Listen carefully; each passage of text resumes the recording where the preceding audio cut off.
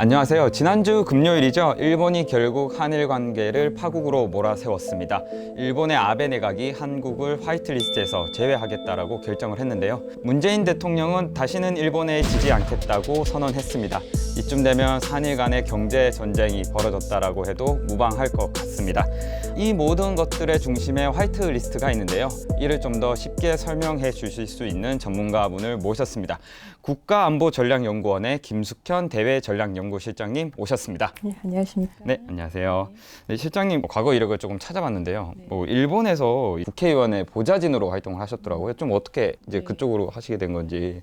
제가 동경대학으로 유학을 간 것은 1998년이고요. 2000년 10월부터 당시에는 이제 자유당 당수였는데 이제 오자와 이치로라고 하는 의원이 한국인 비서를 채용하고 싶다라고 해서 추천을 받았습니다. 여러 명 이제 추천을 받고 이제 그렇게 해서 이제 시험을 보고 들어가게 되었습니다. 그 당시에 아베 총리, 그러니까 그때는 이제 국회의원이었겠죠. 좀 어떤 이미지로 좀 기억하고 계시는 거예요? 사실 지금 아베 총리 같은 경우에는 제가 의원회관에서 근무하고 있을 때만 하더라도 복도에서 이렇게 뵙던 이제 그런 분인데, 일본에서 이제 대학을 마치고 그리고 나서 일본에 있는 이제 일반 기업에 잠깐 취직을 한 다음에 그 아버지의 지역구를 이제 물려받아서 1995년도에 정치인에 이제 입문을 하게 됩니다. 제가 당시 이제 근무했었던 2000년부터 2008년도까지만 하더라도 그 아베 신조는 물론 이제 집안 내력이라든가 이런 것이 워낙 이제 훌륭한 그런 사람이었지만, 그렇게 정치인 중에서 특히 자민당 내에서 대단한 파벌을 갖거나 훌륭한 정치인의 제목으로 이렇게 인정받았던 분은 아니었죠.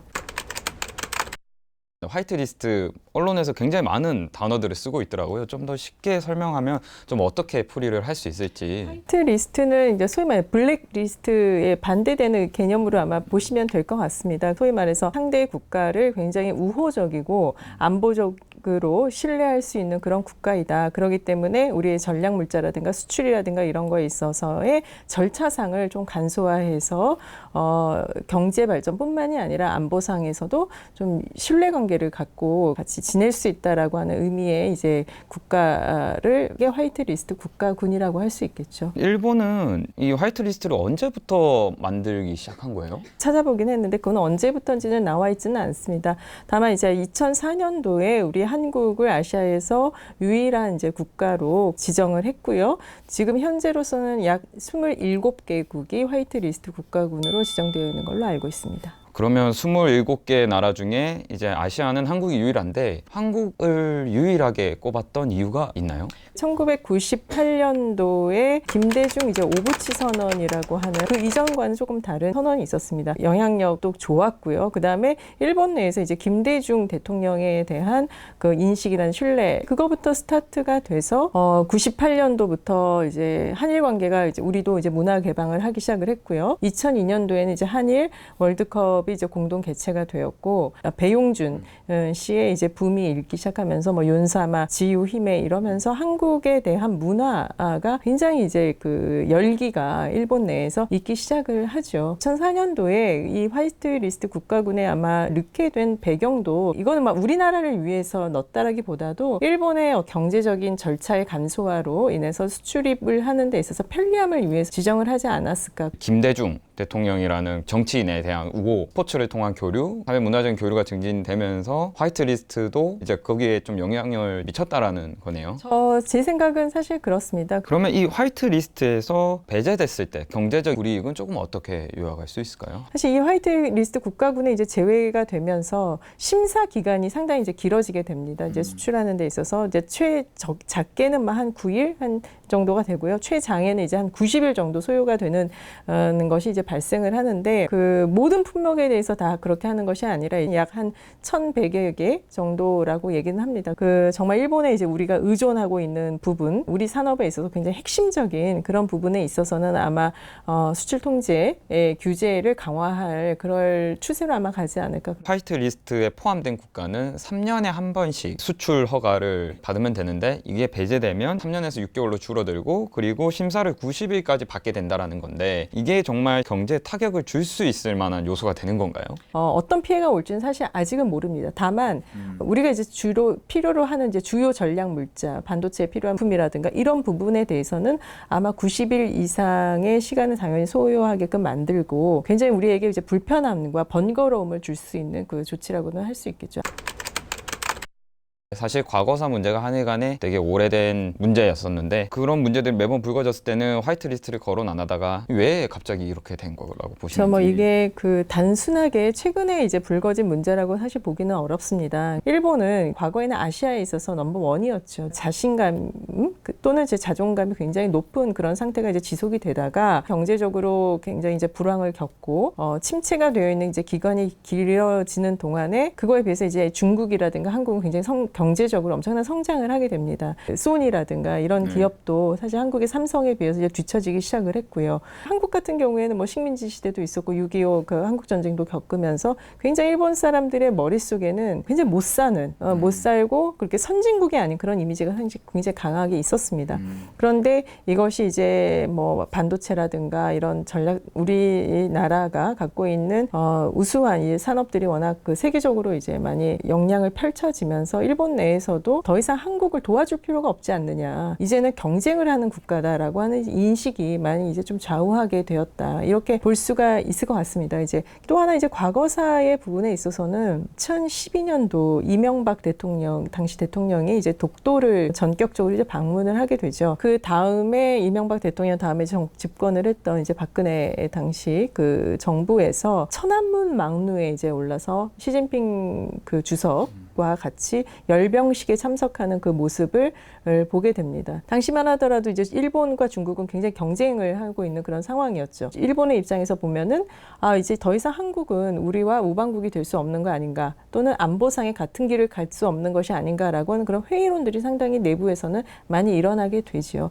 그런데 이제 문재인 그 정부 들어와서 가장 먼저 했던 것이 한일 위안부 합의에 대한 재검토 TF를 구성을 했고 화해치유재단 같은 경우도 이제 해산을 하면서 일본에게는 전혀 통보를 하지 않는 이런 상황이 이제 지속이 되었습니다. 과거사 문제는 잠재되어 있던 뜨거운 감자인데 작년 10월 30일에 있었던 이제 대법원의 판결 이것이 사실 다시 한번 이제 그 한일 간의 과거사 갈등을 수면 위로 올리는 그런 계기가 되었던 것으로 보여집니다. 종합하면 경제적으로 한국이 일본의 주력 산업 부분에서 앞서기 시작했고 그리고 경제적으로 굉장히 이제 경쟁국이 됐었다는 거고 정치적으로는 한국이 이제 중국과 좀 더 친해지려고 하는 그런 모습을 보면서 일본이 실망을 했고 그리고 과거사는 이명박 정부, 뭐 박근혜 정부, 문재인 정부까지 오면서 이 한국은 진보 보수 가리지 않고 우리에게는 결국 과거사에 있어서는 똑같은 입장이다 라는 그런 거에 대한 불신이 결국엔 이 화이트리스트 배제라는 걸로 그냥 도출이 된 거네요. 조금만 이제 덧붙이자고 한다면 문재인 정부 들어와서 남북관계 개선에 상당히 주력하지 않았습니까? 남북 정상회담이 이제 3차례 이상 열리게 되었고 트럼프 대통령하고 김정은 위원장이 지금 한 3차례 정도 만나지 않았습니까? 그리고 이제 뭐 시진핑 주석도 만났고요. 그 다음에 이제 푸틴 대통령도 만나는데 소위 말해서 동북아시아에서 김정은 위원장과 대화를 하지 않은 유일한 국가가 일본이란 말이죠. 상당히 일본이 소외를 많이 느끼게 되죠. 종합해보면 경제, 안보, 외교, 과거사 이 모든 게 약간 총망라된 듯한 느낌이네요. 이번 화이트리스트 배제라는 이슈를 놓고. 그렇죠. 그렇기 때문에 이 문제가 단순히 강제징용에 대한 해법을 달라 이런 문제가 아닙니다. 지금 정치권에서는 뭐 한일 군사정보보호협정인 지소미아를 파기하겠다라는 얘기 나오고요. 이제 정부에서는 뭐 소재 부품 경쟁력 강화 위해서 내년에 뭐 1조 6천억 원 정도를 지원하고 1조 이상의 이제 금융 지원이 들어가겠다라고 발표를 했는데 지금 내놓는 정부 대책 조금 어떻게 보고 계시는지 궁금합니다. 지소미아라고 하는 것이 단순하게 이제 정보를 서로 공유하자라고 하는 그런 의미가 아니라 한미라고 하는 그 사실 안보적 협력이라고 하는 것이 굉장히 중요한 일종의 상징적인 부분이기 때문에 이것을 더 이상 연장을 하지 않는다라든가 재검토한다라는 부분에 있어서는 미국도 반대하고 있지 않습니까? 그리고 일본도 바로 이 지소미아 재검토 얘기를 나오자마자 바로 재빠르게 우리는 이걸 연장하기를 원한다고 방위성 그 장관도 그렇게 얘기를 했습니다. 자칫 잘못하면 한미 동맹에도 영향을 미칠 수가 있기 때문에 이것은 매우 신중해야 하는 그런 카드라고 생각을 합니다. 경제적으로 이제 1조 원이라든가 이런 거를 뭐 해서 피해에 대비하겠다라고 하는 것은 그 기업을 보호하는 차원에서는 뭐 굉장히 좋은 조치가 아닐까 그런 생각을 해봤습니다. 지소미아를 거론하는 건 결국 우리 정부 입장에서는 미국이 좀 중재자 역할을 해달라는 건데 미 국무부 이제 고위 관계자 멘트가 나왔어요. 중재 조정을 하지 않겠다. 양국의 문제는 양국이 알아서 해결하세요라는 메시지가 나왔는데 좀 어떻게 될 거라고 보시는지.